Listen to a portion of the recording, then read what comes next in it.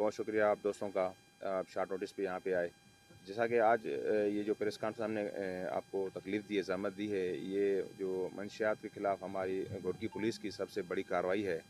उसमें हमने मजमूई तौर पे 636 कट्टे मंशियात में होने वाले इस्तेमाल, जिसमें सुपारी है, गुटखा है, मैनपुरी है, वो जो इस्तेमाल होते हैं, वो सामान बरामद किया है। 3 मुल्ज़िमान हमने गिरफ़्तार किए हैं। तीनों कोयटा के पठान हैं, आपके सामने खड़े हुए हैं।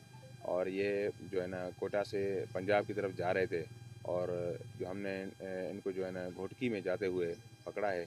और जो हमारे आई साहब की और डीआई साहब की और एसएसपी घोटकी की जो पॉलिसी है, मंशियात के ख़िलाफ़ ज़ीरो टॉलरेंस है, हमने उस पे अमल पैरा होते हुए इनको रंगे हाथों पकड़ा है। और जो ये जो पिछली हिस्ट्री है घोटकी पुलिस की, उसमें बहुत बड़ी कार्रवाई है।